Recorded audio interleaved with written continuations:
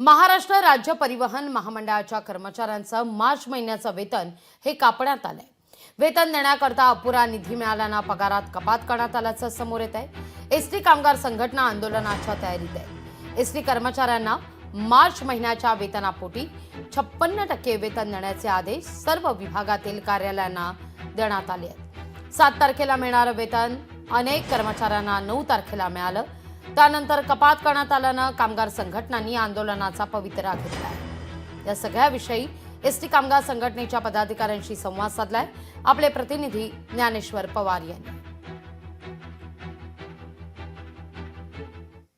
राज्य परिवहन मंडळाकडून एसटी कर्मचाऱ्याच्या वेतनामध्ये जे आहे ते कपात करण्यात आले आहे, त्यामुळे कुठेतरी एसटी कर्मचाऱ्यांमध्ये रोष जो आहे तो पाहायला मिळतो। एकूणच या संदर्भातच आपण संवाद साधणार आहोत। याविषयी बोलण्यासाठी आपल्यासोबत महाराष्ट्र राज्य एसटी कामगार संघटनेचे राज्याचे उपाध्यक्ष अजय हट्टेवार जे आहेत।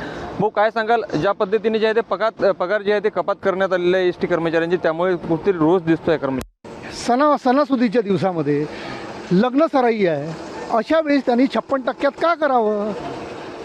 44 डिग्रीमध्ये काम करून तसाही तो तापला आहे आणि हे जर कमी वेतन दिलं तर पुन्हा तो तापेल आणि त्याच्यामध्ये त्याची मानसिकता खराब होईल।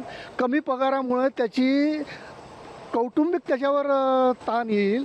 यामध्ये जर त्याच्या हातून एखादा अपघात झाला पुन्हा त्या कर्मचाऱ्याला दोषी ठरवेल आणि किती आम्ही सहन करायचं। 56% म्हणजे जवळपास 17 ते 18 हजार रुपयाचाच पगार त्याच्या खात्यामध्ये काल संध्याकाळी जमा झाला। आता तो उर्वरित पगाराचा का 17,000 तो आणि उर्वरित जे 44% बाकी आहेत ते केव्हा देईल हे शासनाने आणि प्रशासनाने कुठेही उघडपणे सांगितलं नाही की आम्ही 2 दिवसात देऊ की 4 दिवसात देऊ। मग समजा या महिन्यात तो 44% वेतन जर त्याच्या खात्यात जमा झालं नाही तर पुढच्या महिन्याच्या पुन्हा 10 तारखेपर्यंत त्यांनी त्या 17-18 हजार रुपयामध्ये आपला संपूर्ण कुटुंबाचा गाळा कसा चालवावा हा सर्वात मोठा प्रश्न त्या कर्मचाऱ्याच्या आणि त्याच्या कुटुंबाच्या समोर उभा झालेला आहे। शासनाकडे आमचे सवलती मूल्यापोटी बऱ्याच रक्कम थकीत असल्या आहे, तरी त्यापैकी कमी रक्कम दिल्यामुळे हा पगार 56% देण्यात आलेला आहे। शासनाला आमची एवढीच विनंती आहे की आमची सवलती मूल्यापोटी जी रक्कम आहे ते ताबडतोब एसटी प्रशासनाला द्यावी, जेणेकरून एसटी प्रशासन वेळेवर कर्मचाऱ्यांचे 100% वेतन करू शकेल। महाराष्ट्र एसटी कामगार संघटनेकडून आता राज्य सरकारला आंदोलनाचा इशारा देण्यात आलेला आहे। लोकशाही मराठी करता मी ज्ञानेश्वर पवार, नागपूर। कर्मचाऱ्यांना 56% पगार देणं म्हणजेच त्यांच्या जखमेवर मीठ चोळणं आहे। 2,500 नवीन बसेस खरेदी करण्याचा करार केला गेला, त्यामध्ये सुद्धा अनेक तक्रारी आहेत, परंतु तुम्ही या कर्मचाऱ्यांच्या जीवाशी का खेळता? सरकारची ऐपत नव्हती तर नवीन योजना दिल्या कशाला? सरकारला वाटत होतं की आम्ही एसटी कर्मचाऱ्यांचे पगार थांबवून इतर योजना सरकारला द्यायचे होते का? म्हणून मुळात प्रश्न असा आहे की एसटी कर्मचाऱ्यांच्या आता त्या बिचाऱ्या परिश्रम करणाऱ्या माणसाच्या भावनाशी खेळू नये।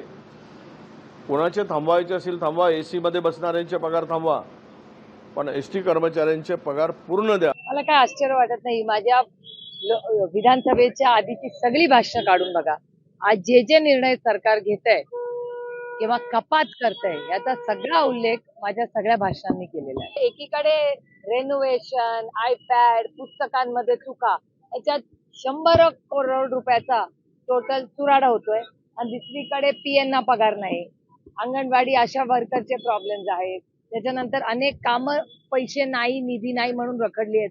अशी खूप उदाहरणं आहेत। लोकशाही मराठी ऐका, पहा, जागरूक रहा।